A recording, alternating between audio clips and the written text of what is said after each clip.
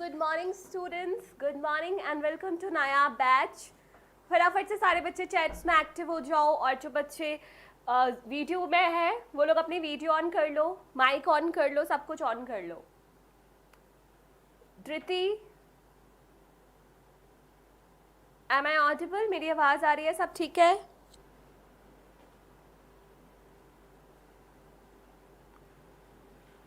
Yes ma'am. Good morning, how are you? Fine ma'am, आप कैसे हो? मैं भी ठीक हूँ। सर,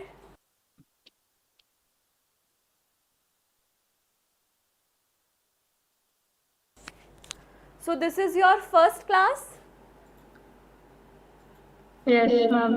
इससे पहले के लेक्चर्स आपने देखे? फर्स्ट लेक्चर ही अभी बायो और फिजिक्स का देखा, केमिस्ट्री का पूरा कर लिया हुआ। अच्छा, चलो ठीक है। कितने मार्क्स आए थे इस बार? टोटल तो 407 आए थे।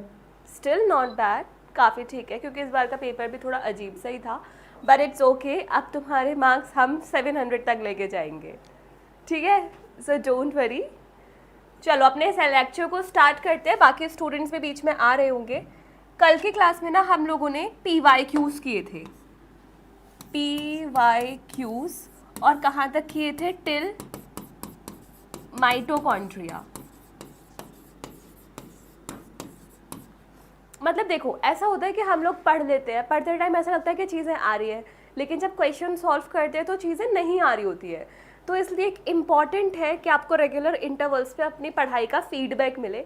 तो कल की क्लास में हमने माइटोकॉन्ड्रिया तक के सारे PYQs किए थे, क्योंकि हमने माइटोकॉन्ड्रिया तक अपना पूरा चैप्टर कर लिया, ठीक है? तो अभी अगर आपने अपने लेवल पे माइटोकॉन्ड्रिया पढ़ा हो, माइटोकॉन्ड्रिया तक पूरा चैप्टर पढ़ा हो, तो कोई क्वेरी है? नहीं, कोई क्वेरी नहीं है। तो मैं थोड़ा सा बता देती हूँ आपको क्या करना है। मैं जो पढ़ा रही हूँ वो साथ साथ अपने नोट्स बनाने हैं। ऐसा नहीं कि केवल स्क्रीनशॉट ले लिया बाद में कर लेंगे, वो सब नहीं होगा, फिर वो पेंडिंग होता चला जाएगा, बैकलॉग इकट्ठा हो जाएगा, वो नहीं करना। उसके बाद जो मैं होमवर्क दूंगी उसको करना है। एंड होमवर्क में कोई बहुत बड़ी चीज़ नहीं दूंगी, जो मैंने पढ़ाया उसकी NCERT रीडिंग करनी है, ताकि नेक्स्ट डे हम NCERT के उन लाइन से क्वेश्चंस उठा सकें, ठीक है? तो वो फॉलो करना है, DPPs रेगुलरली करनी है, और बस मेरी बात मानिए तो फिर तो हो ही जाएगा सब कुछ आसानी से, ठीक है? चलो, तो आज की क्लास में हम क्या करने वाले हैं? Today's target is to study plastids.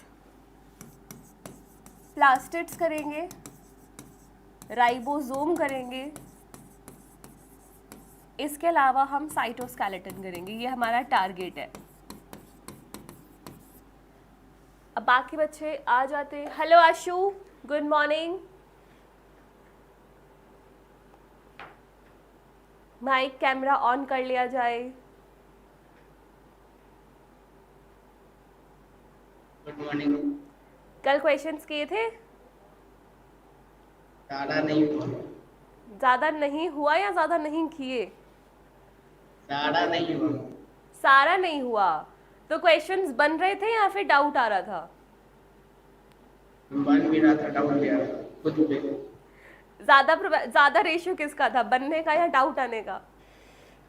Revision, जैसे क्लास खत्म हुआ उसके बाद थोड़ा रिवीजन कर लिए, तो कहते हैं क्वेश्चन सब बन रहा था, लेकिन जो क्वेश्चन नहीं बन रहा था ना, वो बहुत इजी क्वेश्चन था, अब खुद पे डाउट आ रहा था फिर। बताओ। चलो कोई बात नहीं। कोई अभी कोई डाउट है जो पूछना है? ये तो हम क्वेश्चन लिख के रखे नहीं है मैम, लिख के रखेंगे तब पता नहीं। ठीक है, तो कल की क्लास में लिख के ले आना ताकि मैं सारे डाउट सॉल्व कर दूँ, ठीक है? यस। चलो, तो अब अपनी क्लास में आज स्टार्ट करते हैं हम प्लास्टिड्स। कोई मुझे बताना चाहेगा प्लास्टिड्स क्या होती है और किन ऑर्गेनिजम्स में दिखती है? Plastids. Good morning Priyanshu. DPP solve की थी? हाँ, अनवी भी आ चुकी है। गुड मॉर्निंग अनवी।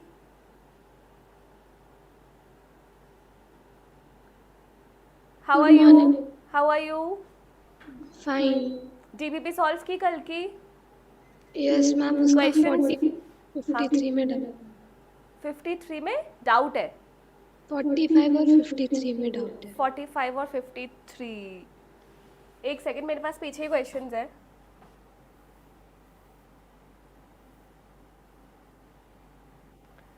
क्वेश्चन बोलना कौन सा वाला है?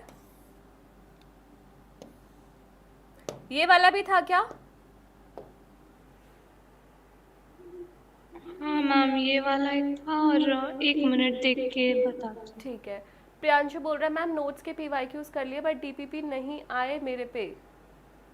DPP, यही DPP मैंने कल PYQ से DPP की फॉर्म में भेजी थी, उसी की बात कर रही हूँ। चलो ये क्वेश्चन है 1990, बहुत ही ज़्यादा पुराना क्वेश्चन है। ये क्वेश्चन आया था, और जैसा कि आपका नीट का ट्रेंड चल रहा है, हो सकता है 1-2 क्वेश्चन आपका बाहर से भी आ जाए, तो ये फिर से रिपीट हो जाए। तो क्वेश्चन बोल रहा है addition of new cell wall particles amongst the existent one is. इस क्वेश्चन का मतलब क्या है कि आपकी जो प्राइमरी सेल वॉल है वो सेकेंडरी सेल वॉल बनाती है, तो ये जो सेकेंडरी सेल वॉल बना रही है उसके लिए चीज़ें वो डिपॉजिट कर रही होगी, तो उसको क्या कहते हैं उस प्रोसेस को? तो बेसिकली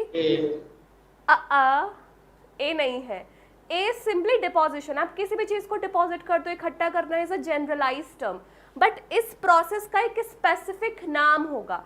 यहाँ पे डिपॉजिशन भी एक जनरल टर्म है, यहाँ पे एग्रीगेशन भी एक जनरल टर्म है, ये दो टर्म्स थोड़े से अलग है। तो पहली बात, ये तो आपकी स्मॉल इंटेस्टाइन से रिलेटेड एक डिसऑर्डर है, और ये जो एपोजिशन है ये है इसका करेक्ट आंसर। जो आपकी सेकेंडरी सेल वॉल बनती है चीज़ों के डिपॉजिट होने से, उस प्रोसेस को हम बोलते हैं अपोजिशन। ठीक है अनवी? Okay ma'am. इसके अलावा क्वेश्चन मैम, ये what is the main organelle involved in modification and routing of newly synthesized protein to their destination? Okay, इसका आंसर गोल्जी बॉडी होना चाहिए था ना, लेकिन ऑप्शन में तो नहीं है। ऑप्शन में एक सेकेंड, ये वाला है ना, the main organelle involved in modification and routing of newly synthesized proteins to their destination. अब देखो मेरी बात, अगर आपके क्वेश्चन में मैंने बताया था अगर फर्स्ट प्रायोरिटी है तो वो हमेशा गोल्जी बॉडी जाएगी, लेकिन गोल्जी बॉडी ऑप्शन में नहीं है तो आपकी सेकंड जो प्रायोरिटी है वो एंडोप्लाज्मिक रेटिकुलम जाएगी, क्योंकि आपको पता है एंडोप्लाज्मिक रेटिकुलम में एनसीईआरटी ने वर्ड लिखा है सिंथेसिस एंड सिक्रीशन। तो सिक्रीशन में तीनों चीज़ें आ जाती है ना, उसको बनाना, उसको वेसिकल में डाल के उसको एक्सोसाइटोसिस करना। तो हम यहाँ पे प्रायोरिटी ऑर्डर लेंगे, अगर गोल्जी बॉडी नहीं है तो आपको ER पे टिक करना होगा। ठीक है? Yes ma'am. और ये वाला क्वेश्चन भी, which organelle has flattened membrane bound cisternae and lies near the nucleus? Okay, एक सेकेंड। धृति, आपसे क्वेश्चन बन रहे हैं जो अभी मैंने कराए? धृति, किधर है क्वेश्चन, कौन सा है? अरे यार, लास्ट की तरफ है क्या अनवी? मैम क्वेश्चन कुछ 30 कुछ करके था। मैम 53। ओके, तो यहाँ कहीं होगा। नहीं मिल रहा मुझे क्वेश्चन, दोबारा बोल दो, दोबारा बोल दो। Which organelle has flattened membrane bound cisternae and lies near the nucleus? तो फिर इसका तो रफ एंडोप्लाज्मिक रेटिकुलम होना चाहिए था ना, लेकिन ऑप्शन में नहीं है। ऑप्शंस क्या क्या है? Golgi apparatus, mitochondria, nucleolus, centrosome. तो इसमें फिर क्या जाएगा? गोल्जी बॉडी जाएगा। मैम लेकिन वो फिर न्यूक्लियस के पास तो RER होता है ना। होता है, ठीक है। देखो गोल्जी बॉडी और ER ऐसे ऑप्शंस हैं जो आपस में आप स्विच कर सकते हो, बिल्कुल कर सकते हो, क्योंकि आपको ये भी तो पता है ना इनके फंक्शंस एक दूसरे के साथ कोऑर्डिनेटेड है। और ER की जो मेम्ब्रेन है और जो गोल्जी बॉडी की मेम्ब्रेन है, ये सब एक दूसरे की डिराइव्ड फॉर्म्स ही हैं। तो अगर वो नहीं होगा तो आप ये लगा सकते हो, बस आप स्विच कर सकते हो गोल्जी बॉडी और ER, उसके अलावा आप किसी और ऑप्शंस के साथ इनको स्विच नहीं कर सकते। और देखो PYQ है तो हमें ये तो कंक्लूजन निकल ही रहा है। हरिओम शिव प्रिया, क्वेश्चन सॉल्व किए, समझ में आया अनवी? Yes ma'am. हाँ, चलो अब प्लास्टिड्स को स्टार्ट करते हैं। प्लास्टिड्स जो होती है वो किन किन ऑर्गेनिजम्स में मिलती है, पहले ये बताओ। एनसीईआरटी की लाइन पूछ रही हूँ, किधर किधर मिलती है प्लास्टिड्स? किसी को आइडिया हो? प्लांट्स में मिलती है, प्लांट्स में और यूग्लिनोइड्स में। यूग्लिनोइड्स में, वेरी गुड। देखो माइटोकॉन्ड्रिया के साथ क्या था, शिवप्रिया अगर कोई डाउट हो तो मुझे बताओ। आपके जो वो थे माइटोकॉन्ड्रिया था, उसके लिए क्या था कि आपको स्पेसिफिक डाई से स्टेन से उसको स्टेन करना पड़ेगा, लेकिन जो प्लास्टिड्स है वो इतने बड़े साइज के होते हैं कि आपको ऐसे ही माइक्रोस्कोप में विजिबल हो जाएंगे। अब जो प्लास्टिड्स है ये आपको दो ऑर्गेनिजम्स में देखने को मिलते हैं, एक है आपके प्लांट्स और एक है आपके यूग्लिनोइड्स, यानी कि यूग्लिना लाइक ऑर्गेनिजम्स। और आपको पता है यूग्लिना के बारे में कि जब लाइट आती है तो ये फोटोसिंथेसिस करता है, और जब लाइट चली जाती है तो ये हेट्रोट्रॉफिक न्यूट्रिशन में स्विच हो जाता है। ये चीज़ पता है ना सबको, है ना। अब देखो आपके सामने और कैसे कंफ्यूजिंग क्वेश्चंस आ सकते हैं। आपके सामने ऑप्शन क्वेश्चन आएगा कि उन ऑर्गेनेलीज का नाम बताओ जो डबल मेम्ब्रेनस है। तो हमने रटा हुआ है माइटोकॉन्ड्रिया और क्लोरोप्लास्ट। अब हो सकता है कि क्वेश्चन के ऑप्शन में क्लोरोप्लास्ट ना देके प्लास्टिड्स दे दे, तो वो ऑप्शन भी करेक्ट होगा, ठीक है, डबल मेम्ब्रेनस प्लास्टिड्स। अब प्लास्टिड्स की अगर मैं टाइप्स की बात करूं तो हमारे पास 3 टाइप्स की प्लास्टिड्स होती है, क्रोमोप्लास्ट, क्लोरोप्लास्ट और लास्ट है हमारी ल्यूकोप्लास्ट। जो यहाँ पे क्रोमोप्लास्ट है, यहाँ पे ये क्रोमो यानी कि क्रोमा वर्ड क्या इंडिकेट करता है, कलर। तो यहाँ पे कलरफुल पिगमेंट्स होते हैं जो आपको अलग अलग टाइप के कलर्स देते हैं। एग्जाम्पल बताओ कुछ ऐसे पिगमेंट्स का, एग्जाम्पल।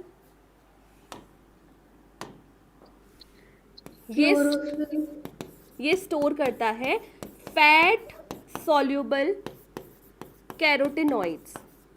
फैट सॉल्युबल कैरोटिनॉइड्स में एग्जाम्पल है आपका ज़ेंथोफिल।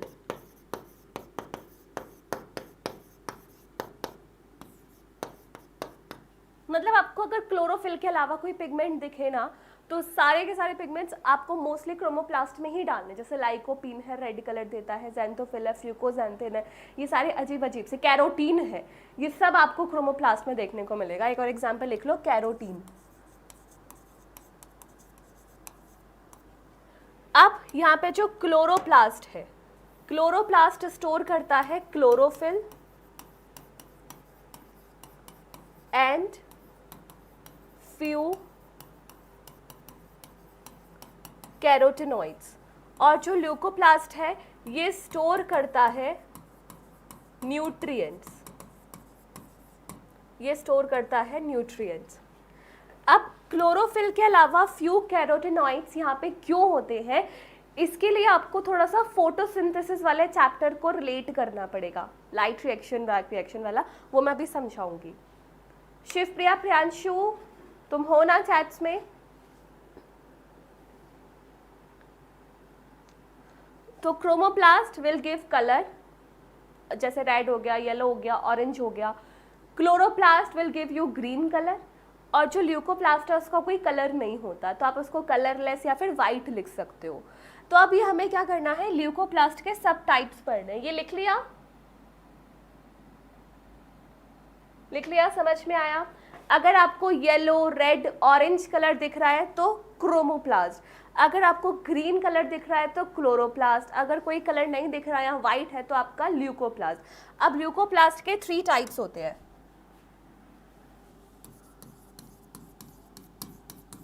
ल्यूकोप्लास्ट, जैसे एल्यूरोप्लास्ट, अमाइलोप्लास्ट, इलियोप्लास्ट। एल्यूरोप्लास्ट जो होता है ये स्टोर करता है प्रोटीन्स, जैसे आपने मोनोकॉट सीड्स में वो सुना है एल्यूरोन लेयर, एल्यूरोन लेयर नाम सुना है ना, वो भी प्रोटीनेशियस थी। तो एल्यूरा प्रीफिक्स आपको बताता है प्रोटीन नेचर के बारे में, तो ये प्रोटीन स्टोर करेगा। ये अमाइलो, अमाइलो आया है अमाइलोज से, कार्बोहाइड्रेट, तो ये स्टोर करता है स्टार्च। और इलियोप्लास्ट स्टोर करता है फैट्स एंड ऑयल। आपको मुझे बताना है कि एलिडोप्लास्ट कहाँ कहाँ हो सकता है। तो मुझे तीनों कैटेगरी के एग्जाम्पल बताने की कोशिश करो।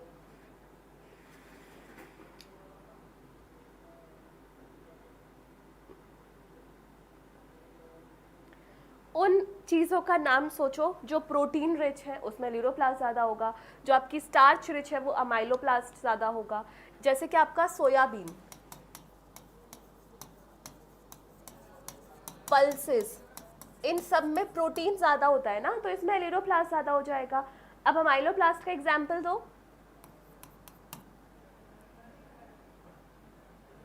बोलो। अमाइलोप्लास्ट जिसमें आपका स्टार्च ज़्यादा होता है।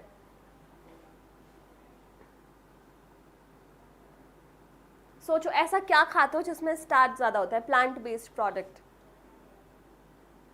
जो एनसीईआरटी ने एग्जाम्पल लिखा है वो तो लिखा है पोटैटो ट्यूबर। आलू में होता है स्टार्च, और किस में होगा?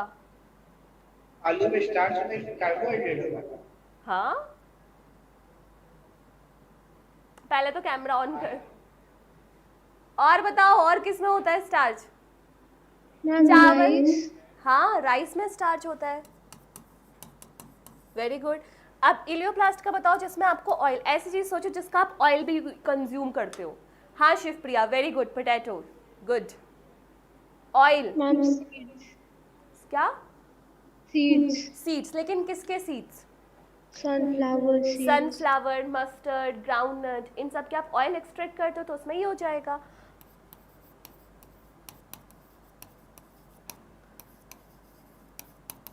मैम पोटैटो और राइस में स्टार्च होता है कि कार्बोहाइड्रेट होता है?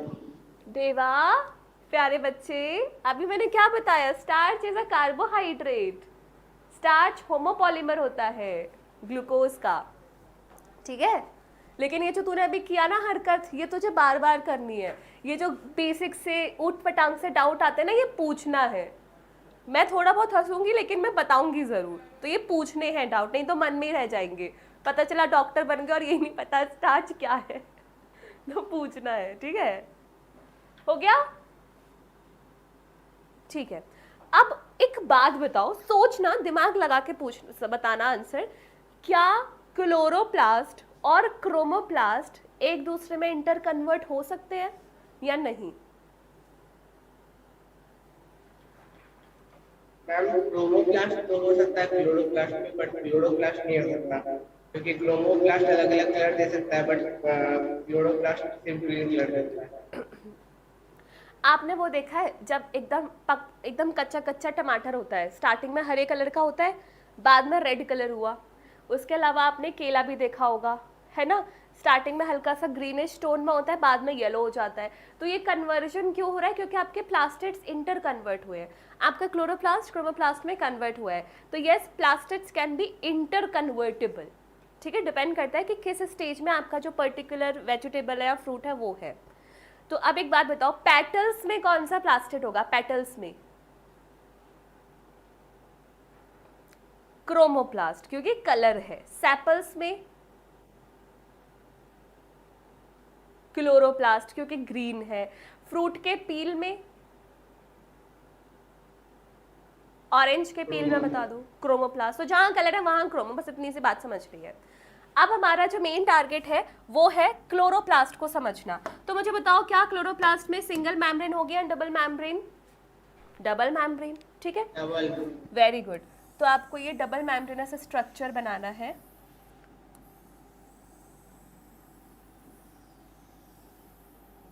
जब हम माइटोकॉन्ड्रिया पढ़ रहे थे तो दोनों मेम्ब्रेन के बीच के स्पेस को हमने बोला था peri mitochondrial space. Very good Priyanshu.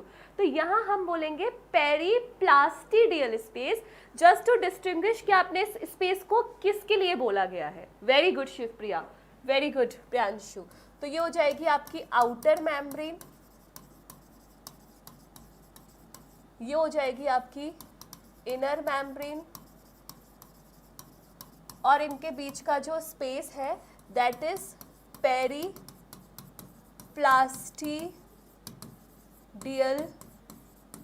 Space. अब इसके अंदर पूरा का पूरा जो फ्लूइड भरा होगा उस फ्लूइड को मैं साइटोप्लाज्म या फिर मैट्रिक्स नाम नहीं दे सकती क्योंकि वो ऑलरेडी टेकन है, तो अब इसको हम नया नाम देंगे and that new name is your stroma. ठीक है, अब स्ट्रोमा में फ्लैट डिस्क्स होती है,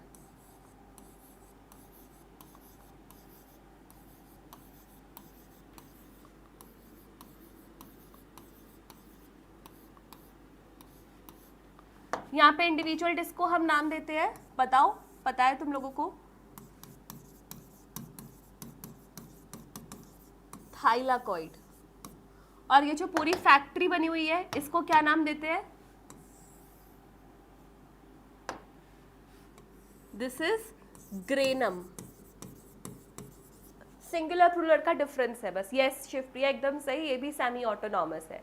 तो अकेला आप बोलोगे तो ग्रेनम, पूरे ग्रुप को आप एकदम मतलब वो कर रहे हो, डिमार्केट कर रहे हो, तो वो grana. Very good, thylakoid and granum, ये आपके क्या हो जाएंगे? These are known as stroma lamellae या फिर फ्रेट चैनल्स। डीएनए होगा, आरएनए होंगे, राइबोसोम्स होंगे और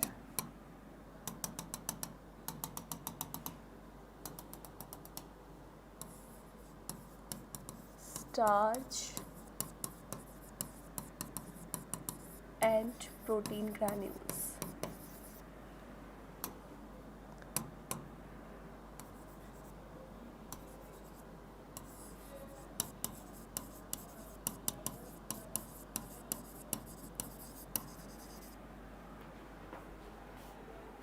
वेरी गुड, प्रियांशु ने बोला granum, Shivpriya stroma lamellae. Very good, stroma lamellae होता है।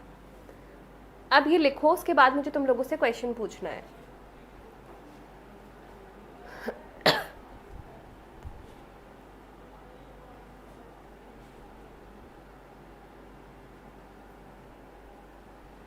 Double stranded circular, very good. हाँ Priyanshu, double stranded circular DNA होगा क्योंकि प्रोकैरियोटिक फीचर है, ये लिख देती हूँ मैं। डबल स्ट्रैंडेड सर्कुलर डीएनए और 80S राइबोसोम हो जाएगा 70S।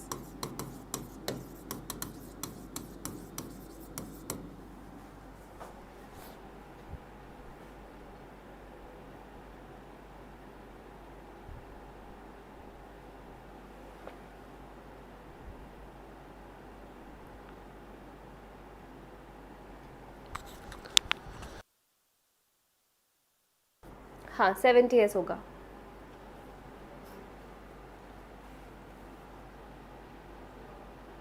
आशु कैमरा खोल ले, 10 बार तो मुझे ही बोलना पड़ता है आशु कैमरा खोल ले, आशु कैमरा खोल ले, आशु कैमरा खोल ले। आशु की मुंह दिखाई के लिए तरस जाते हैं हम।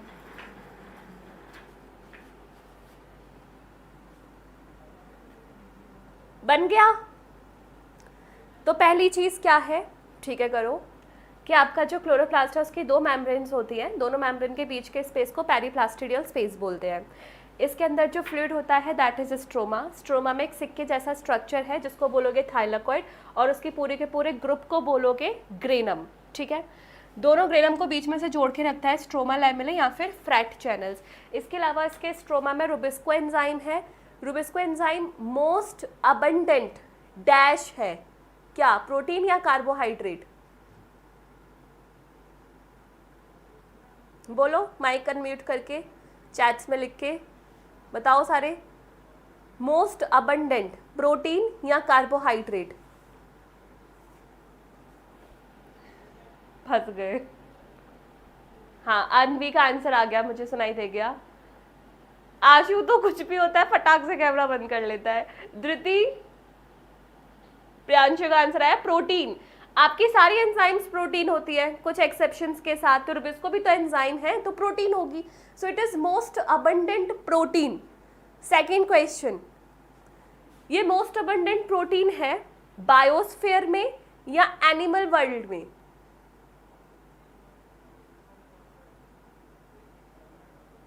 अब बताओ, ये मैं बायोमोलिक्यूल की लाइन पूछ रही हूँ, बायोमोलिक्यूल्स में लिखा हुआ है ये। हाँ, तो तुमने बोला Rubisco is the most abundant protein in biosphere या फिर इन एनिमल वर्ल्ड?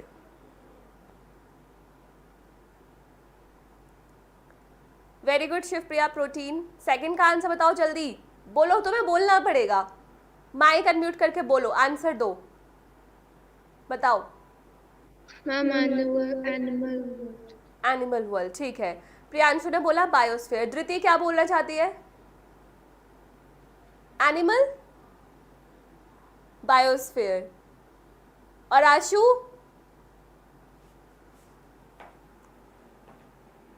बेटा प्यारी अन्वी, मेरी बात सुन, ये जो क्लोरोप्लास्ट नाम का शस्त्र है, क्या ये एनिमल्स के पास होता है? तो उनके पास रुबिस को कौन डालने जा रहा है? कोई नहीं। ये पहली बात तो प्लांट्स में होती है, तो इसको आप पूरे बायोस्फीयर में बोलो, ठीक है। मोस्ट अबंडेंट प्रोटीन इन बायोस्फीयर। हमारे अंदर तो कोलेजन है, वो जो सेकंड फैक्ट था वो कोलेजन से रिलेटेड था, ये बायोस्फीयर में अबंडेंट प्रोटीन होता है। तो वेरी गुड प्रियांशु, शिवप्रिया, धृति ने एकदम सही आंसर दिया। आशु तो मुझे छुपा के पता नहीं कहाँ चला गया, हे भगवान। इसके बाद इसके पास आरएनए होंगे और प्रोटीन बनाने के लिए 70s राइबोसोम होगा। 70s राइबोसोम सर्कुलर डीएनए मैंने आपको बता दिया माइटोकॉन्ड्रिया क्लोरोप्लास्ट में होता है, क्योंकि एंडोसिम्बायोटिक थ्योरी नाम की चीज एग्जिस्ट करती है ना? ये समझ में आया? अब मैं आपको थोड़ा सा आगे ले जाना चाहूंगी, ये लिख लिया था ना? ठीक है, अब मैं आपको थोड़ा सा आगे ले जाना चाहूंगी थाइलाकॉइड में।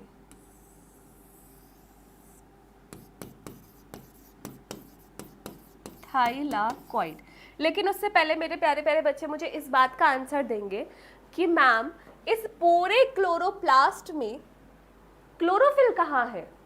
क्लोरोफिल कहाँ है?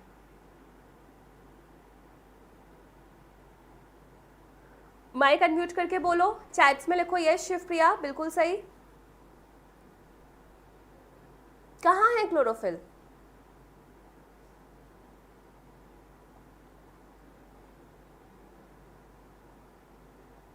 हेलो आशु, वेलकम बैक। मैम वो घर में कहते हैं फैमिली मेंबर आए। फैमिली मेंबर आ गए थे? अच्छा, बताओ चलो, इस पूरे क्लोरोप्लास्ट में क्लोरोफिल कहाँ है? मैम वो कहते हैं थाइलाकॉइड्स के अंदर वो क्लोरोप्लास्ट। हाँ, ये जो आपकी थाइलाकॉइड है, इस थाइलाकॉइड में आपकी क्लोरोफिल होती है, लेकिन उसमें भी कहाँ होती है ये समझो। थाइलाकॉइड में दो चीजें, एक तो आपकी थाइलाकॉइड की मेम्ब्रेन और मेम्ब्रेन के अंदर का खाली स्पेस जिसको आप नाम देते हो ल्यूमेन। तो आपकी जो थाइलाकॉइड की मेम्ब्रेन है वहां होती है ये पिगमेंट्स, वहां ये सारे पिगमेंट्स होते हैं। आउटर एरिया में प्रेजेंट। हाँ, अब क्योंकि क्लोरोफिल ग्रीन कलर के, तो मैं ग्रीन कलर से आपकी क्लोरोफिल बनाती हूँ। यहाँ पे आपकी क्लोरोफिल भी है। अब मेरी बात सुनना, सब लोग पेन कॉपी सब कुछ छोड़ दो, बिल्कुल छोड़ दो। अभी अभी हमने थोड़ी देर पहले पढ़ा था कि आपका जो क्लोरोप्लास्ट होता है उसमें आपके पास क्लोरोफिल होती है और उसको कैरोटेनॉइड्स भी होते हैं, है ना? तो अब मैं कुछ कॉन्सेप्ट बता रही हूँ फोटोसिंथेसिस इन प्लांट से रिलेट करके। आपकी जो क्लोरोफिल है उसको फॉर्म होने के लिए सनलाइट चाहिए होती है, ठीक है। लेकिन अगर सनलाइट बहुत ज़्यादा हो जाए तो वही सनलाइट क्लोरोफिल को डिस्ट्रक्ट भी कर सकती है, जिसे बोलते हैं फोटो ऑक्सीडेशन। तो इसीलिए क्या होता है, जो क्लोरोफिल है वो बिल्कुल छुप के बैठी होती है और उसको प्रोटेक्ट करने के लिए उसको घेरे होते हैं कैरोटेनॉइड्स।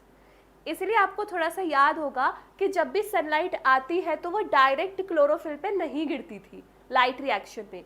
वो क्या होता था, बाकी सारे पिगमेंट्स उस लाइट को लेते थे, फिर इधर से उधर पास कर करके तब जाके रिएक्शन सेंटर पे आती थी क्लोरोफिल पे।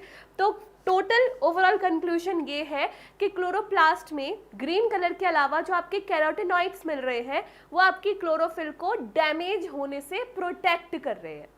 और ये सारे के सारे पिगमेंट्स कहाँ प्रेजेंट हैं? आपकी थाइलाकॉइड मेम्ब्रेन में। अब सुनो, आपके फोटोसिंथेसिस को कराने के लिए कुछ मिनिमम नंबर चाहिए आपको पिगमेंट्स का। अगर वो मिनिमम नंबर नहीं हुआ तो फोटोसिंथेसिस नहीं हो सकती। तो उस मिनिमम नंबर को बोलते हैं क्वांटासोम। कभी नाम सुना है quantasome? Quantasome is similar to oxysome, मतलब दोनों सेम सेम लगते हैं। ऑक्सीजोम माइटोकॉन्ड्रिया में है, क्वांटासोम क्लोरोप्लास्ट में है। तो क्वांटासोम मतलब मिनिमम नंबर या एक पर्टिकुलर सेट ऑफ पिगमेंट्स जो आपको चाहिए फोटोसिंथेसिस के लिए। तो उसमें लगभग 250 पिगमेंट्स आपको चाहिए ही चाहिए, तब फोटोसिंथेसिस होगी। समझ में आया? तो एक इसी की फंक्शनल यूनिट है, थाइलाकॉइड मेम्ब्रेन की फंक्शनल यूनिट है क्वांटासोम। तो मैंने आपको क्या क्या बताया वो मैं लिख देती हूँ। पहली बात, आपके पिगमेंट्स लोकेटेड हैं थाइलाकॉइड की मेम्ब्रेन में।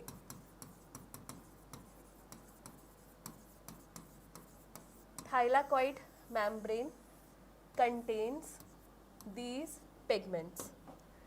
Now, high intensity of sunlight can cause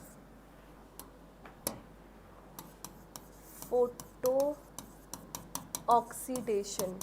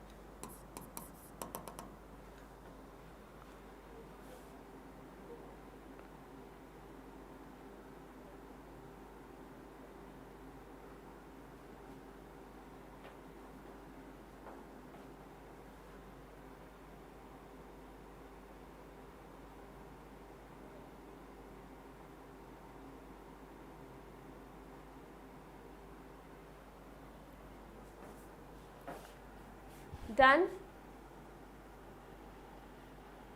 तो हमें ये समझ में आया कि आपका जो थाइलाकॉइड है, थाइलाकॉइड की मेम्ब्रेन में आपके पिगमेंट्स होते हैं।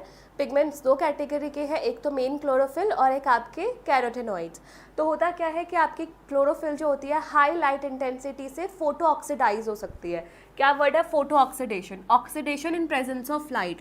तो उसको प्रोटेक्ट करने के लिए उसको आजू बाजू से घेर के रखते हैं एक्सेसरी मॉलिक्यूल्स, जिनको आप बोलते हो कैरोटेनॉइड्स। फिर हमने बोला कि मिनिमम आपको कुछ नंबर चाहिए पिगमेंट्स का, जिनके बिना आपकी फोटोसिंथेसिस हो ही नहीं सकती। तो उस पर्टिकुलर सेट को हम बोलते हैं क्वांटासोम, जिसको हम फोटोसिंथेसिस में डिटेल में पढ़ेंगे। बट इनका नंबर रफली इक्वल टू होता है 250 मॉलिक्यूल्स। तो ये बात समझ में आ चुकी है? हाँ, चलो अब मैं तुम लोगों से एक क्वेश्चन पूछती हूँ। कुछ क्वेश्चंस हैं, फैक्चुअल क्वेश्चंस हैं, एनसीईआरटी में ढूंढ भी सकते हो, ठीक है? ओपन बुक टेस्ट टाइप का है। Question number 1, number of chloroplast in Chlamydomonas, second है mesophil cells।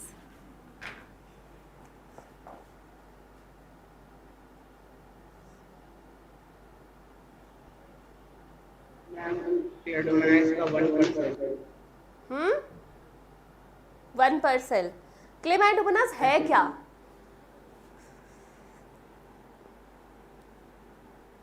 क्लेमाइडोमोनास आपका एक एल्गी होता है ना, एल्गी है। वो अलग बात है, बायोलॉजिकल क्लासिफिकेशन के हिसाब से प्रोटिस्टा भी है। ये एक इंपॉर्टेंट लाइन जो हम रटते थे, रॉबर्ट जो विटेकर था उसने इसको प्रोटिस्टा में रखा था, बट एक्चुअल में ये एक एल्गी है, ठीक है। तो ये सिंगल सेल्ड का होता है, इसीलिए इसमें 1 क्लोरोप्लास्ट पर सेल। कुछ चीज़ें अगर आप क्वेश्चन की फॉर्म में लिखोगे तो ज़्यादा देर तक रिटेन रहेंगी। अब बताओ मीजोफिल सेल, और उससे पहले मुझे बताओ मीजोफिल सेल होता क्या है? What is mesophyll cell? किसी को पता है चैट्स में? Ma'am leaf cells. हाँ, लीफ के सेल्स को बोलते हैं मीजोफिल सेल्स। तो अब मीजोफिल सेल्स में कितना होता है? 20 से 40। 20 से 40 पर सेल, ठीक है। तो ये नंबर भी आपको याद रखना है, 20 to 40 पर सेल। तो ये दोनों फैक्ट्स हैं जो आपसे पूछे जाते हैं, ठीक है। अब आप एनसीईआरटी को ढूंढो। अब आपको एक वर्ड मिलेगा, इंटरग्रेनल थाइलाकॉइड। क्या है ये बताओ? इंटरग्रेनल थाइलाकॉइड। यस प्रियांशु एकदम सही है, 20 to 40 पर सेल। मिला? हाँ मैम, क्लियर। हाँ, क्या है इंटरग्रेनल थाइलाकॉइड? एनसीईआरटी को बिल्कुल पढ़ना आना चाहिए हम लोगों को।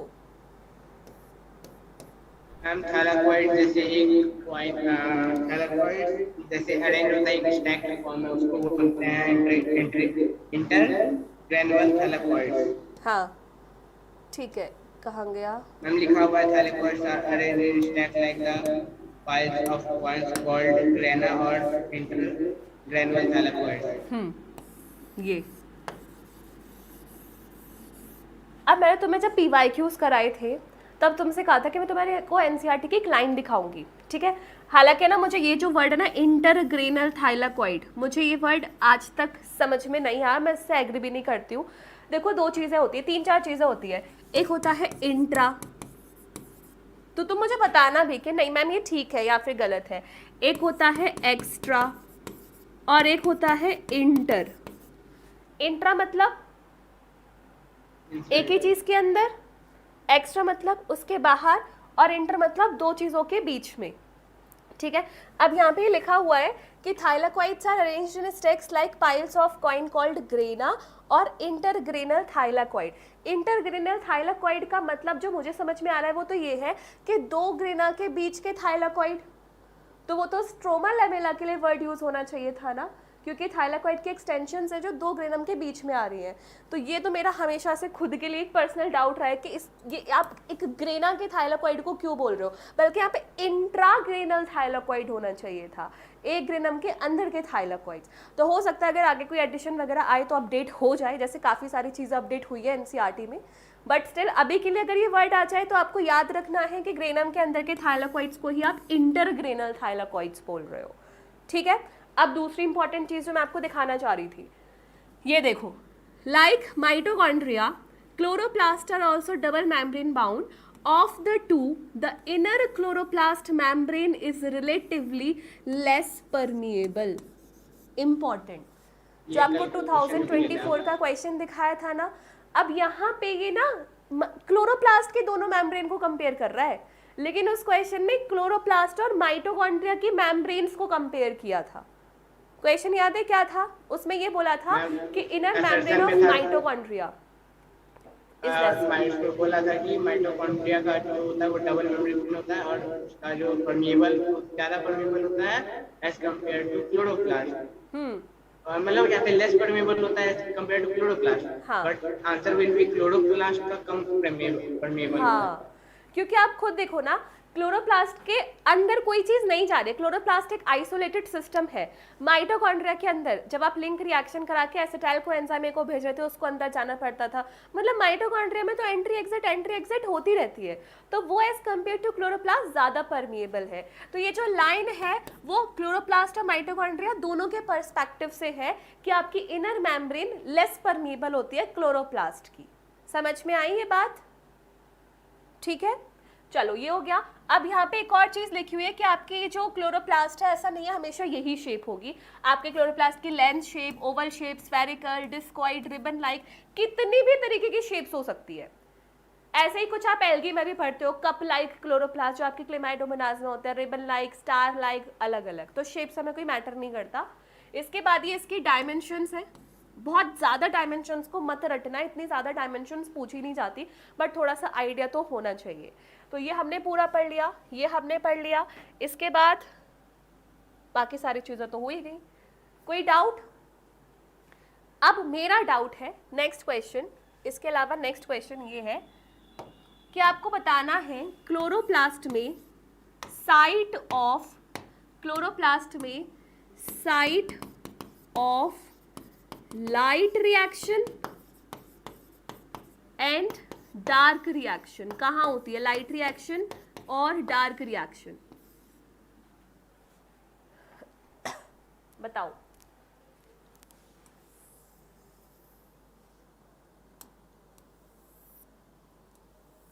Location of light reaction, dark reaction.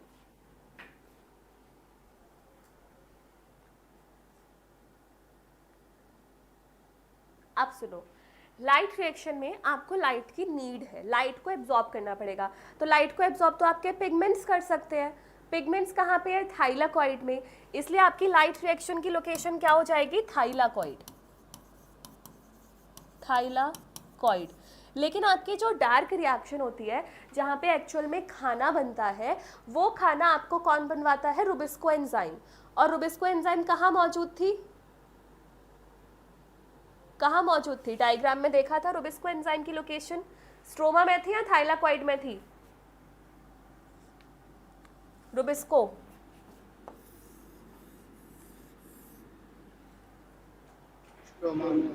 Stroma में है ना, तो खाना आपका कहाँ बनेगा? स्ट्रोमा में, क्योंकि डार्क रिएक्शन को रुबिस्को एंजाइम चाहिए।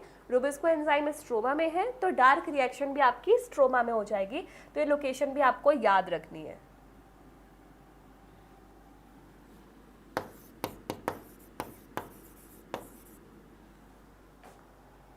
Light reaction thylakoids, dark reaction stroma. अब मैं तुम्हें 3-4 मिनट्स का टाइम दे रही हूँ, एक बार जल्दी से प्लास्टिड वाला पैराग्राफ एनसीईआरटी से पढ़ो। अभी प्लास्टिड।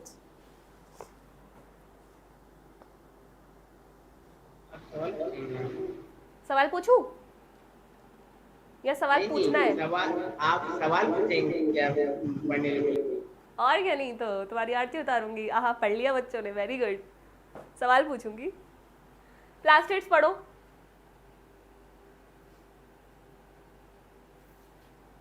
या चलो मेरे साथ पढ़ लो। Plastids are found in all plant cells, सारे प्लांट्स में और यूग्लिनोइड्स में। These are easily observed under microscope, क्योंकि इनका साइज लार्ज होता है इसलिए आप देख सकते हो। They bear some specific pigments, thus imparting specific colours to plants. जो पिगमेंट होगा उसके हिसाब से कलर दे देंगे ये। Based on the type of pigments, ये क्लोरोप्लास्ट, क्रोमोप्लास्ट और ल्यूकोप्लास्ट होते हैं। मेरा एक क्वेश्चन है जो मुझे बचपन में हुआ करता था, तो तुम लोग मेरे बचपन वाली अमीशा मैम को आंसर देके सेटिस्फाई करो कि ये जो कलर ये दे रहे हैं, जैसे क्लोरोप्लास्ट ग्रीन कलर दे रहा है, तो ये एब्जॉर्ब करके दे रहा है या रिफ्लेक्ट करके दे रहा है?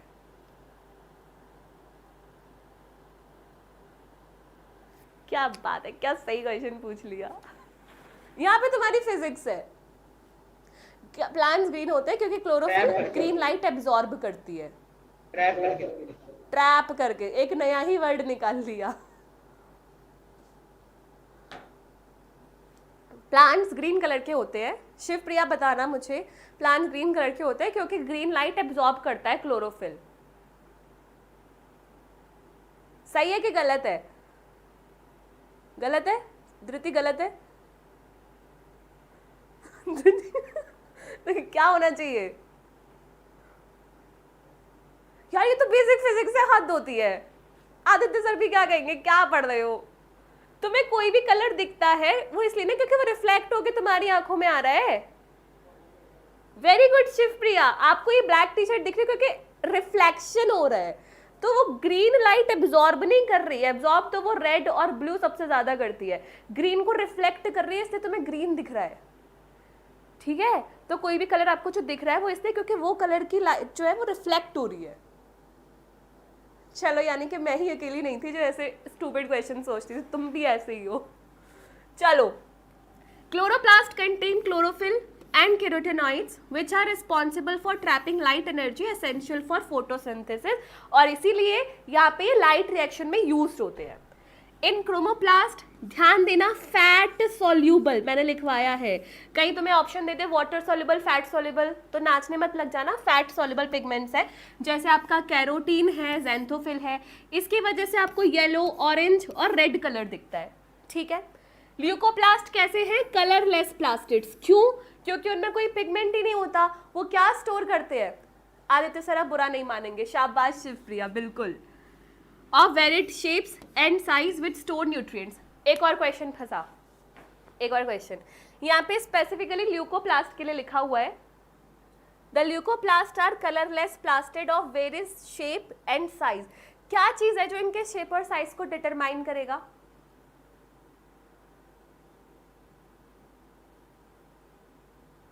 तुम लोग माइक बंद करके तो पता नहीं बोलते रहते, जैसे माइक खुलता है कुछ नहीं बोलते हो।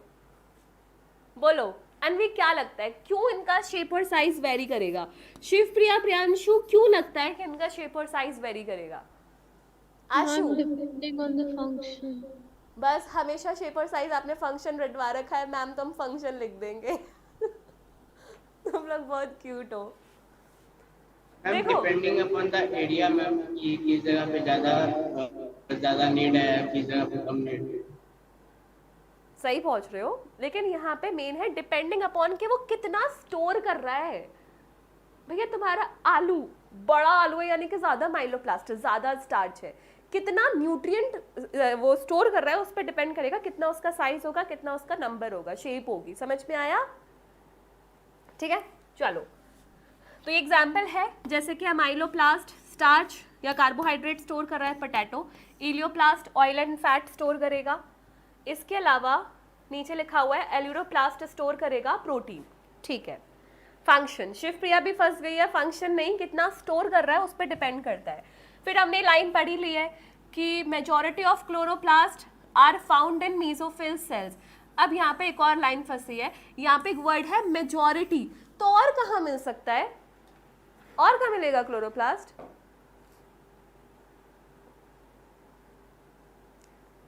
क्या तुम एनसीईआरटी को ऐसे पढ़ते हो क्वेश्चन बना बना के, खुद से क्वेश्चन पूछ पूछ के? नहीं ना, रीड किया एनसीईआरटी का, चल दिया। तुम तो इस पर भी फोकस नहीं करोगे कि मेजॉरिटी लिखा है क्या लिखा है। जैसे पढ़ना है अपने लाइन में सेट है दिमाग में, वैसे ही पढ़ोगे। मेजॉरिटी लिखा है, बाकी कहाँ मिलेंगे? जब प्लांट नन्ना मुन्ना सा प्यारा सा बच्चा होता है तो उसका ब्रांच में, हाँ, जो उसका बाकी ग्रीन ब्रांचेस है, ग्रीन स्टेम है, जब वो यंग होता है तो वहाँ भी तो वो मिलेगा ना क्लोरोप्लास्ट। जो जो उसका ग्रीन हिस्सा है वहाँ क्लोरोप्लास्ट मिलेगा। फ्लावर के सेपल में भी मिल जाएगा, ग्रीन है। ठीक है, तो इसलिए तो ये शेप हमने कर लिया, यहाँ तक कि हमने पूरा कर लिया था। अब एक और क्वेश्चन है, मुझे बहुत मज़ा आता है तुमसे क्वेश्चन पूछ के। बहुत मज़ा आता है। अब एक बात बताओ, जो क्लोरोप्लास्ट है जब उसमें खाना बनता है तो वो खाना बनता है इन फॉर्म्स में। ऑप्शन 1 है कार्बोहाइड्रेट्स, ऑप्शन 2 है प्रोटीन्स, ऑप्शन 3 है कार्बोहाइड्रेट एंड प्रोटीन्स, या ऑप्शन 4 है fat oils. Proteins, carbohydrates and proteins, या फैट्स या ऑयल्स।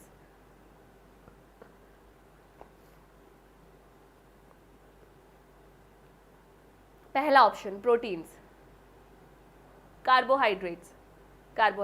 हाँ, अब तुम देखो, तुम नीट की तैयारी कर रहे हो और ये 10वीं क्लास का क्वेश्चन है जो तुम्हारी एनसीईआरटी में लिखा है, तो सबका आंसर में कार्बोहाइड्रेट्स मानूं, है ना? यही पढ़ते आ रहे हैं बचपन में। प्रियांशु ने सही बोला।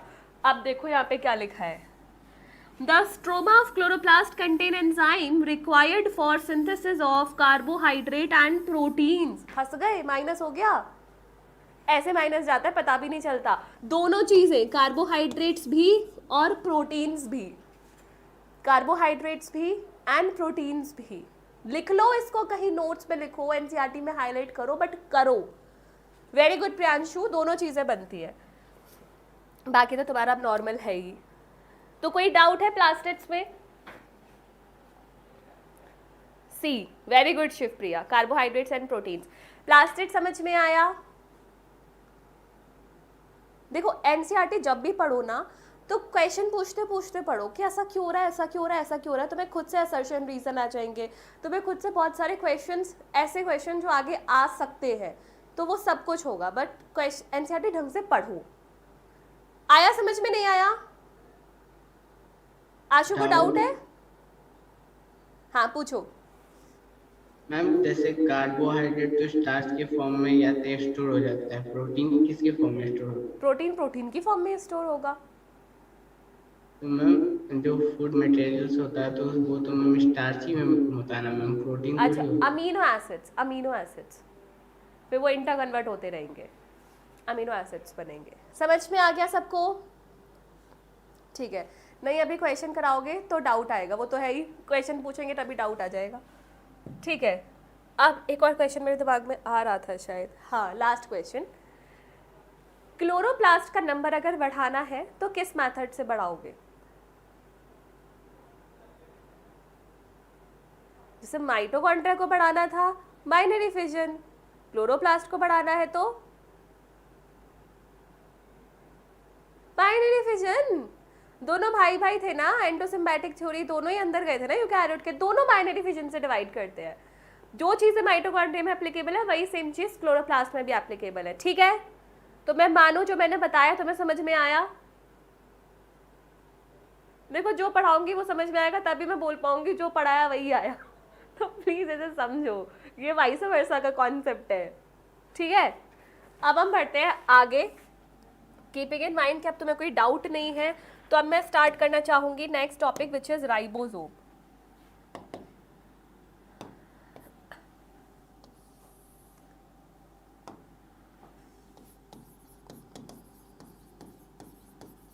राइबोसोम को डिस्कवर किसने किया था? यस मैम, हाँ, इसको डिस्कवर किया था जॉर्ज पैलेड, और इसी वजह से इसको आप पैलेड बॉडीज भी बोलते हो, पैलेड बॉडीज, क्योंकि जॉर्ज पैलेड ने डिस्कवर किया था। अब जो राइबोसोम्स होते हैं, पहली बात होती है कि ये मेम्ब्रेन लेस होते हैं,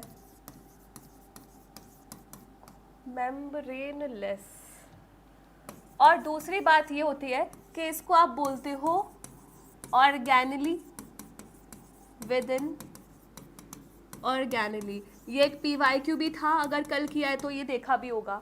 अब क्वेश्चन ये है 1953, वेरी गुड, ईयर भी देख लेना 1953। ये बताओ कि क्यों बोला गया है organelle within organelle, why, क्यों, क्या जस्टिफिकेशन है इस स्टेटमेंट का?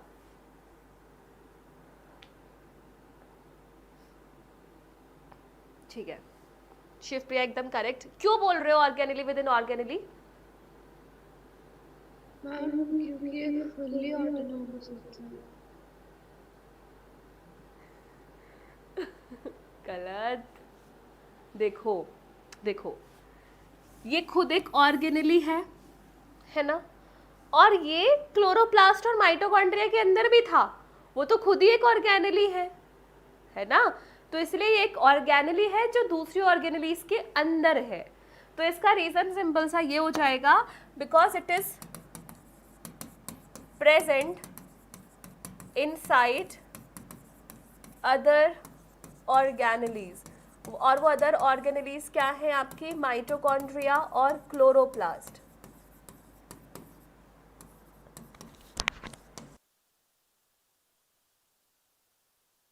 ये रीजन है, समझ में आए? आपने बोला, मैंने कब बोला, क्या बोला? क्या बोला शिवप्रिया? चलो, अब आपके ये जो राइबोसोम्स हैं वो दो टाइप्स के होते हैं, 70S और 80S।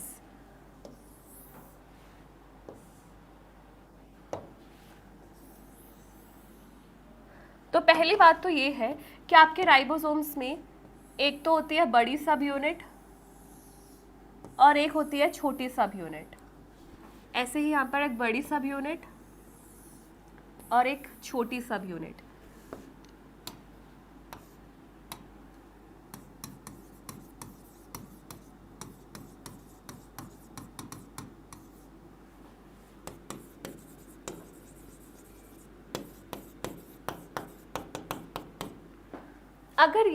अगर ये प्रोकैरियोट्स का है तो 70S होगा, अगर यूकैरियोट्स का है तो 80S होगा। अगर ये 70S है तो मुझे बताना ये कौन से एस होंगे? 62 70S है तो ये दोनों कौन से एस होंगे? 50 and 30. 50 and 30, 50S 30S। और ये 60 and 40. 60S 40S। अब सुनो मैम, आपने बोला था ये तो मेम्ब्रेन लेस होते हैं तो आपने मेम्ब्रेन क्यों बनाई? तो एक्चुअली मैं आप बस इसके स्ट्रक्चर को ऐसे दिखा रहे हो, बट एक्चुअल में ये ऐसे होता है।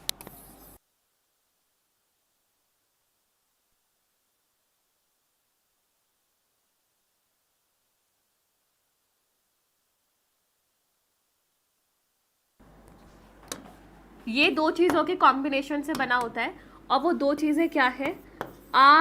RNA प्लस प्रोटीन्स, ये है इसका core composition, RNA and proteins.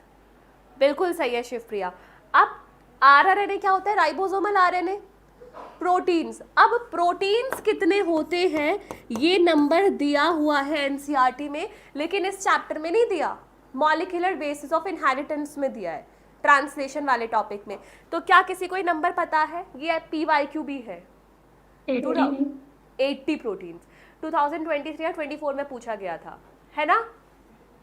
तो ये भी तुम्हें याद रखना है, 80 प्रोटीन्स और राइबोसोमल RNA से मिलके बना होता है।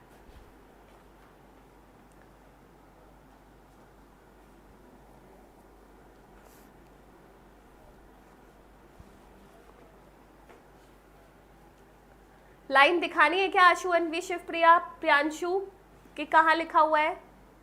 तुम चाहोगे तो मैं लाइन दिखा दूंगी, बोलो। पहले तो सब अपना अपना कैमरा ऑन करो। ये लुका छुपी का गेम खेल रहे हो क्या मेरे साथ? I spies, hide and seek. Camera खोलो। चैट्स वाले बच्चे मुझे बताओ, ये मुझे दिखाना है बुक में या नहीं? अनवी, आशु, हाय मेरी आवाज तो जा रही है।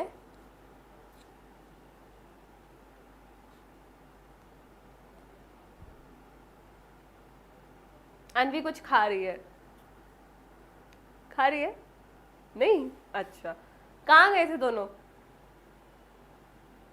वो तो खा रहा है, तू मेरे सामने बैठ के खा ले, कोई बात नहीं, लेकिन कैमरा ऑफ करके मत खा, मुझे भूख नहीं लगेगी। हाँ तो देखो, बुक खोलो अपनी, 11th क्लास की एनसीईआरटी निकालो तुरंत।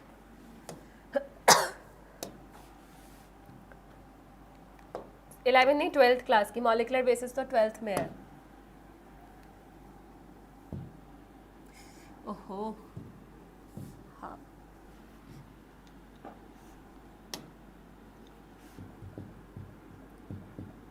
देखते हैं पहले मुझे मिलेगी या तुम्हें मिलेगी। दोनों सब अपनी बुक खोलो, मॉलिक्यूलर बेसिस ऑफ इनहेरिटेंस।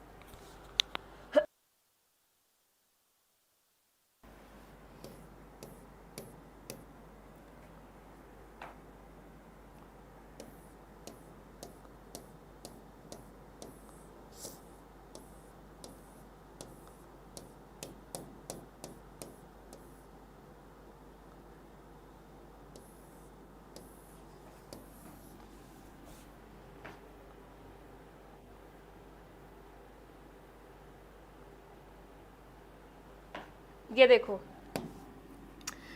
कहाँ गया? The ribosome about consist, it? हमको William pen. very good Ashu, very good, champion. The ribosome consists of structural RNAs and about 80 different proteins. Structural RNase rRNA के लिए ही बोला गया है। RRNA क्योंकि structure बना रहा है राइबोसोम का, इसीलिए उसको स्ट्रक्चरल आरएनए भी बोला जाता है। बहुत सारी इंफॉर्मेशन है एनसीईआरटी में ऐसे फैली, उनको बांधना है हमें। आपके आरएनए को मैसेंजर आरएनए बोला जाता है, एमआरएनए को transfer RNA, adapter molecule tRNA को। वैसे ही स्ट्रक्चरल आरएनए किसको बोला जाता है? आरआरएनए को। रीजन क्या हो जाएगा? रीजन क्योंकि वो राइबोसोम का स्ट्रक्चर बना रहा है। कितने बच्चों को ये बात समझ में आई? थम्स अप दो। Very good. तो यस, ये आंसर सबसे पहले सही दिया था धृति ने, फिर इसको ढूंढा तुम सारे बच्चों ने। आशु वेरी गुड, बढ़िया, मुबारक हो। चलो, तो ये हो गया। अब मैं थोड़ा सा राइबोसोम को और बताना चाहूंगी।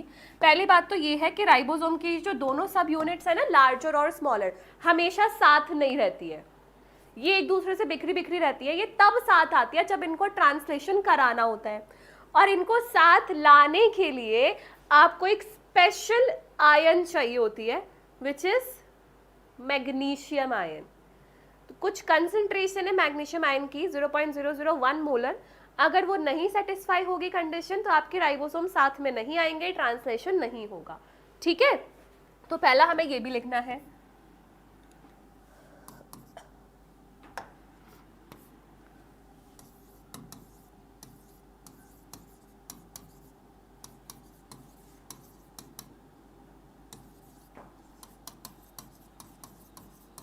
क्या हो रहा है ये?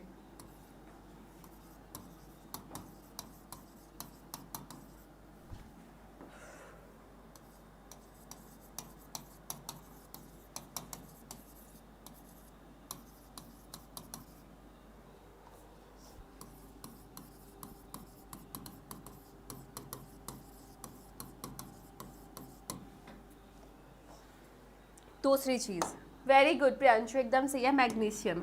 दूसरी चीज ये है कि क्या बताने वाली थी, हाँ, यहाँ पे एस क्या है? 70s 30s 80s में एस क्या है? बोलो, नाम है किसी का? किसका? Ma'am Svedberg unit. हाँ, स्वेटबर्ग्स यूनिट, स्वेटबर्ग्स यूनिट। और ये रिप्रेजेंट क्या कर रहा है? बताता क्या है? देखो देखो, मेरी कोई गलती नहीं है, अपने आप ही लेटर उठ के कहीं और जा रहे हैं, मैं कुछ नहीं कर सकती। हाँ, सेडिमेंटेशन कोफिशिएंट। अब मैं यहाँ पे क्या लिख रही थी? Represents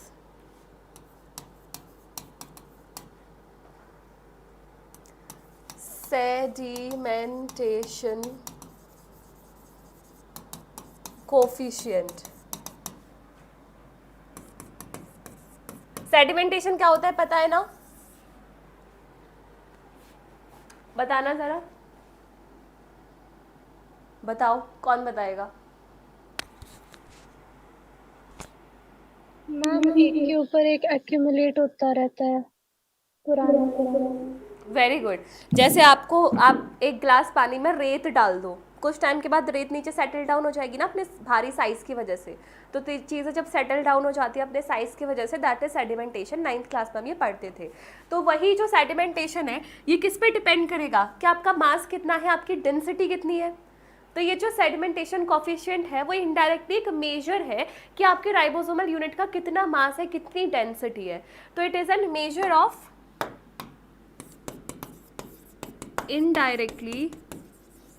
indirectly a measure of mass and density.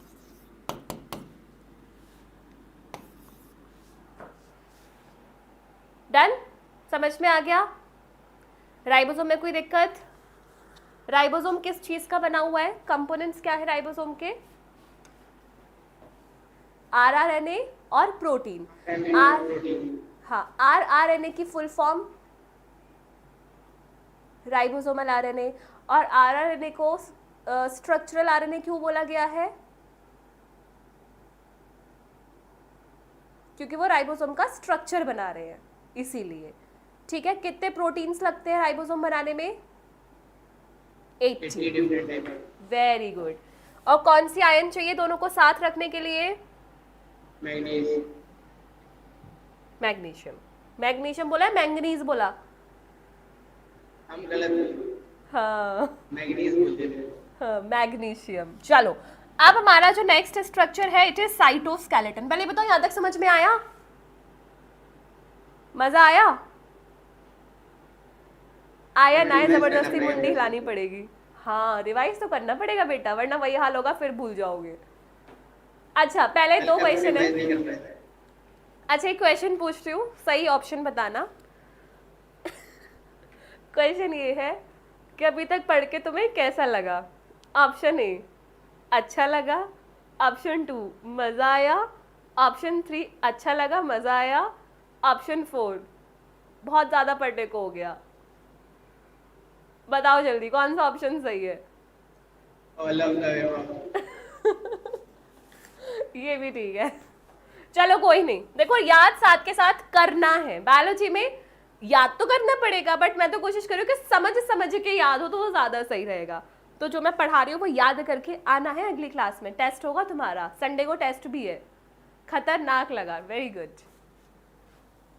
चलिए साइटोस्केलेटन।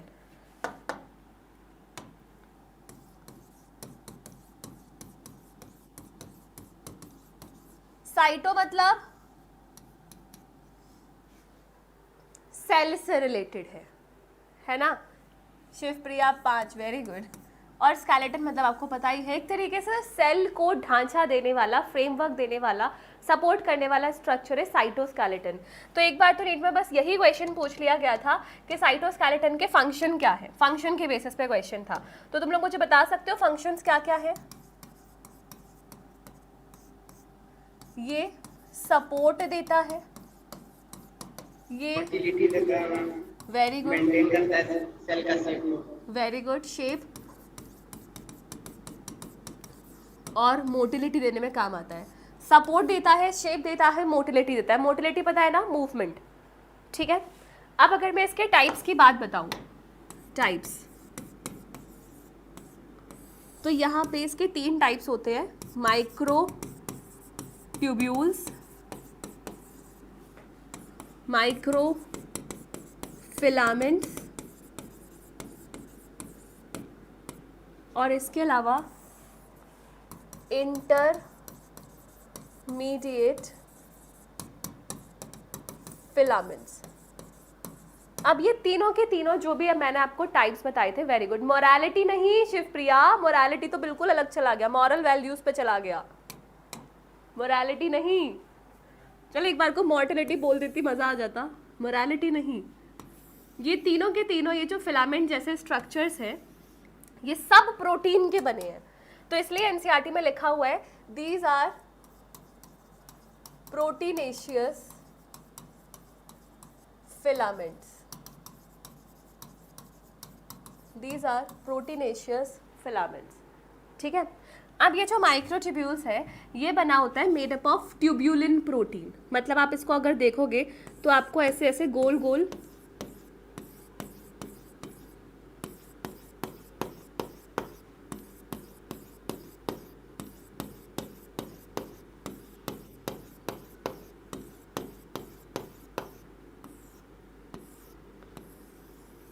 ऐसा स्ट्रक्चर दिखेगा।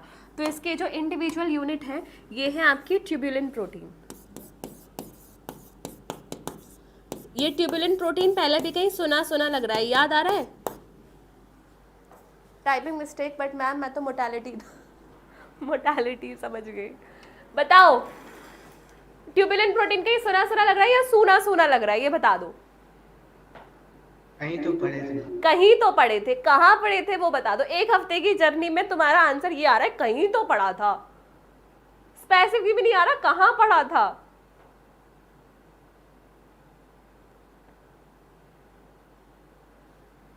बताओ, आज तो मैं जान के रहूंगी कहीं कहाँ था, आज तो मुझे जानना है। ये चिंगू मिंगू 7वां लेक्चर चल रहा है बस, अभी तो जब तुम्हारे 7 चैप्टर हो जाएंगे तब तो तुम्हारा बैंड ही बज जाना है। अभी हाल है कहीं तो पढ़ा था, जल्दी बताओ मुझे, ढूंढ के बताओ, कॉपी फर्रे निकालो, कहाँ पढ़ा था।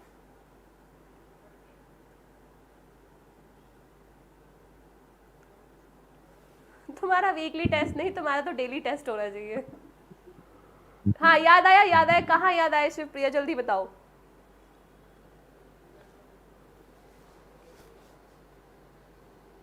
अनवी दिमाग पे जोर डाल, कहाँ पढ़ा था। Ma'am flagella eukaryotes. Very good, शाबाश।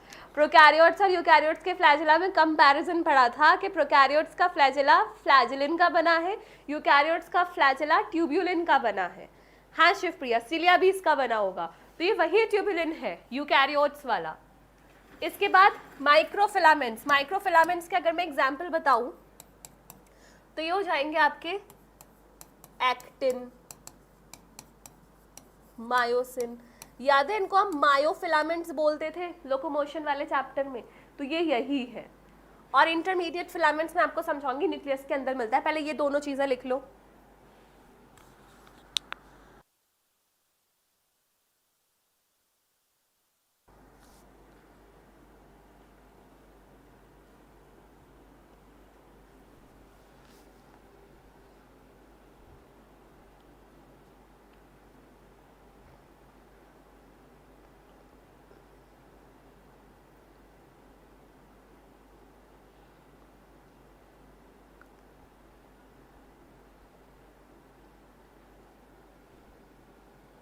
Done.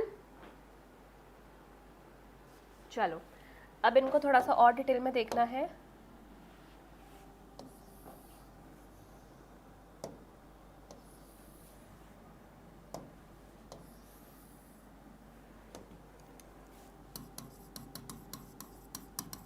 Microtubules, microfilaments, intermediate filaments. अब देखो सबसे इंपॉर्टेंट डब्बा, सबसे इंपॉर्टेंट डब्बा कि आपका जो माइक्रोट्यूब्यूल्स है ये क्या क्या बनाने में यूज्ड होता है। तो यूज्ड इन मेकिंग, पहले तुम में से कोई आंसर देना चाहेगा। 4 चीजें हैं, ये 4 चीजें बनाने में यूज होता है माइक्रोट्यूब्यूल्स। ये 4 चीजें हैं सीलिया, फ्लैजिला, स्पिंडल फाइबर और सेंट्रियोल। ये चारों के नाम तो पढ़े हैं हमने। सीलिया फ्लैजिला मूवमेंट में, स्पिंडल फाइबर सेल डिवीजन में और सेंट्रियोल भी सेल डिवीजन में। तो यहाँ से आप माइक्रोट्यूब्यूल का फंक्शन भी ड्राइव कर सकते हो कि मूवमेंट भी करवाता है, क्रोमोसोम सेपरेट करवाता है, सेल को डिवाइड करवाता है। ठीक है, माइक्रोफिलामेंट्स का फंक्शन अगर बताओ तो एक्टिन और ट्यूब्यूल, उसका बना ना एक्टिन मायोसिन, तो ये तो मसल कंट्रैक्शन भी करवाते हैं, ये स्यूडोपोडिया फॉर्मेशन भी करवाते हैं, तो ये इसके फंक्शन हो जाएंगे। ठीक है, तो फंक्शन में लिख लो आप मसल कंट्रैक्शन, स्यूडोपोडिया फॉर्मेशन। अब बात करते हैं इंटरमीडिएट फिलामेंट्स की।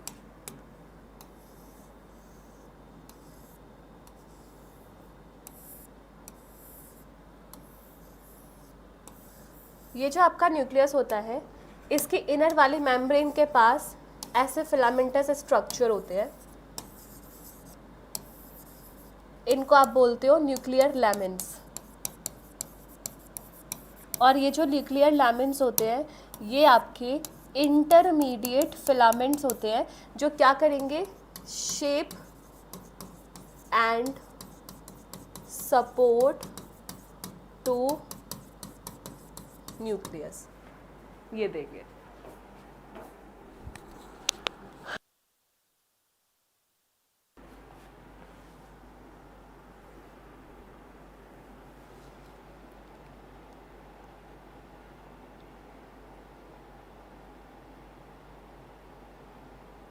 डन।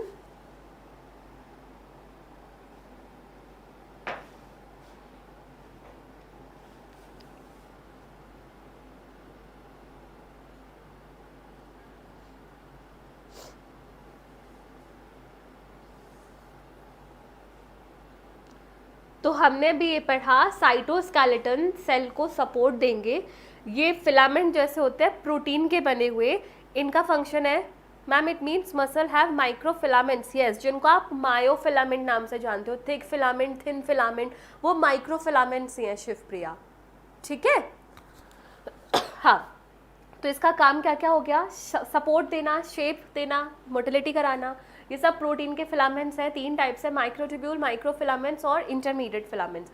माइक्रोट्यूब्यूल बना हुआ है ट्यूब्यूलिन प्रोटीन का, माइक्रोफिलामेंट के एग्जाम्पल्स हैं एक्टिन, मायोसिन, तो अलग अलग प्रोटीन के बने होंगे, और इंटरमीडिएट फिलामेंट। ये सबसे इंपॉर्टेंट बॉक्स है कि आपका माइक्रोट्यूब्यूल 4 चीज़ें बनवाता है। कौन कौन सी बोलो, रिपीट करो माइक खोल के। cilia, flagella, spindle fiber, centriole। हाँ, तुम लोगों ने उसी की बात में जयकारा लगा दिया, तुम लोगों ने माइक क्यों नहीं खोला? सबको बोलना है ना अपने अपने इलिया हिस्से का। Flagella spindle fibre centriole. अब धृति बोलेगी। सीलिया, फ्लैचेला, स्पिंडल फाइबर और सेंट्रियोल। हाँ, अब शिवप्रिया और प्रियांशु बोलोगे। तुम ऐसे फील करो तुम लोग क्लासमेट्स हो, तुम लोग एक क्लास में बैठे तो सबको बोलना है जैसे क्लास में बोलते थे, गुड मॉर्निंग मैम, तो तुम्हें वैसे ही ऐसे ही फील लेके पढ़ना है। Filaments muscle contraction, pseudopodia formation कराएगी, और इंटरमीडिएट फिलामेंट्स न्यूक्लियस के अंदर न्यूक्लियस को शेप देते हैं। कितने बच्चों को ये बातें समझ में आ गई? आ गई, माता रानी की जय। वेरी गुड शिवप्रिया, ये बोल लिया लेकिन ये 4 शब्द नहीं लिखे। क्या बच्चे हो? प्रियांशु ने लिखा है cilia, flagella, spindle fibre, centriole. Very good, शाबाश। शिवप्रिया तू भी लिख फटाफट। तो चलिए भक्तजनों, समय आ चुका है कि आप अपनी अपनी कॉपी बंद करें, कॉपी बंद करें, और जो मैं पूछूं उसका सही आंसर दें। और शर्त यह है कि आप लोगों को तो अपना माइक अनम्यूट ही रखना है, अब बंद नहीं करना, और आप बच्चों को अपनी टाइपिंग स्पीड बढ़ा लेनी है, ठीक है। कैमरा बंद नहीं करना बेटा, माइक खोलना है, कैमरा भी खोलना है। चलो, कैमरा माइक दोनों खोल, वरना यहीं से मारूंगी खींच के। खोल। हाँ धृति, अपना माइक खोल। एक तो माइक कैमरा में इतना कंफ्यूजन हो जाता है। Very good. नमूने माइक भी खोल ले। हाँ मैम लैपटॉप तुरंत हो जाता है। ओहो हो, तुम लोगों ने मुझे वो याद दिला दी, लॉकडाउन में हम नहीं करते थे, टीचर क्लास लेती थी, am I audible, am I visible, वही कर रहे हो। क्लास में लिया मैं लॉकडाउन में। ठीक है, अब ज़्यादा जज्बाती मत हो। अब मैं क्वेश्चन पूछ रही हूँ, कौन सा प्लास्टिड है जिसका शेप और साइज वेरी कर सकता है? ल्यूकोप्लास्ट। ल्यूकोप्लास्ट। उसके वेरी करने का रीजन क्या है? कितना मटेरियल वो खुद में मैम कितना मटेरियल स्टोर करेगा उसके हिसाब। हाँ, कितना न्यूट्रिएंट स्टोर करेगा उसके हिसाब से है, ठीक है। वैसे तो क्लोरोप्लास्ट का भी वेरी कर सकता है, देखा था ना, lens shape, ribbon shape, reticulate shape, but ठीक है, ल्यूकोप्लास्ट का आपको रीजन समझ में आना चाहिए। Next question, plastids are interconvertible, true या false? True. Protein storage, Priyanshu सही है। प्रोटीन स्टोरेज स्पेसिफिक हो जाएगा, आप बोलो न्यूट्रिएंट स्टोरेज, ठीक है। हाँ, तो प्लास्टिड्स इंटर कन्वर्ट हो जाती है, मैंने आपको एग्जांपल बताया था, स्टार्टिंग में हरा, फिर बाद में पीला वगैरह वगैरह। हाँ बिल्कुल सही है। चलो नेक्स्ट क्वेश्चन, जब आपका फोटोसिंथेसिस हो जाती है तो उसके एंड प्रोडक्ट्स क्या बनते हैं? कार्बोहाइड्रेट ओनली या carbohydrate and proteins? Carbohydrate and protein. Very good. एक ऐसी अबंडेंट एंजाइम का बताओ जो पूरे ब्रह्मांड में अबंडेंट है। रुबिस्को। रुबिस्को। और रुबिस्को कहाँ मिलती है? Very good Shivpriya, very good Priyanshu. Rubisco कहाँ मिलती है?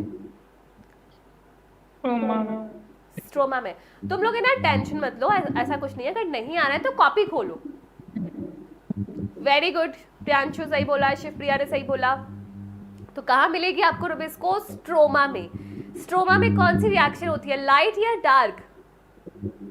डार्क। और लाइट रिएक्शन, हाँ, डार्क रिएक्शन कहाँ होती है, सॉरी लाइट रिएक्शन कहाँ होती है?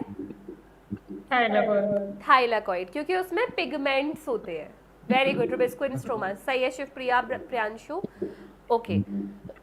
नेक्स्ट चीज ये है कि आपके क्लोरोफिल के अलावा कैरोटेनॉइड्स क्यों होते हैं क्लोरोप्लास्ट में? ताकि वो फोटो ऑक्सीडेशन से बचा सकें हाँ, क्लोरोफिल। वेरी गुड, ताकि क्लोरोफिल को फोटो ऑक्सीडेशन से बचाया जा सके। ठीक है, ये बातें तुम्हें समझ में आई? देखो, सेल रियली में एक फंडामेंटल चैप्टर है आपके सारे आगे के चैप्टर्स का, इसलिए आपको इसमें बल्क में कंटेंट मिला हुआ है जो अलग अलग चैप्टर्स को रिलेट कर रहा है। जब आप एनसीईआरटी पढ़ोगे आपको नहीं दिखेगा क्योंकि डायरेक्ट सेल चैप्टर में नहीं है, लेकिन इसलिए आपको नोट्स को रिवाइज करना पड़ेगा। समझ में आ रही है बातें? तो ये बेसिक फाउंडेशन है, फाउंडेशन स्ट्रांग होगा तो आगे की तैयारी तो झकाझक हो जाएगी। तो आपको अच्छे से सब कुछ पढ़ना है, ठीक है? कोई डाउट आए तो मुझसे कल पूछना है। डन? सब समझ में आया? कल का डाउट सेशन नहीं हुआ था मेरा। हाँ, मैंने देखा कैंसिल हो गया, बट मुझे नहीं पता whatever the reason is.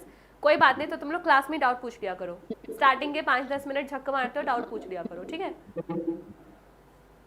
कोई डाउट है अभी? नहीं समझ में आया?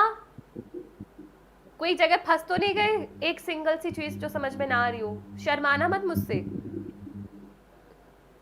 चलो ठीक है, तो फिर बाय बाय, टेक केयर, ख्याल रखना। कोई डाउट है तो कल की क्लास में पूछ लेना, ठीक है? चलो बाय।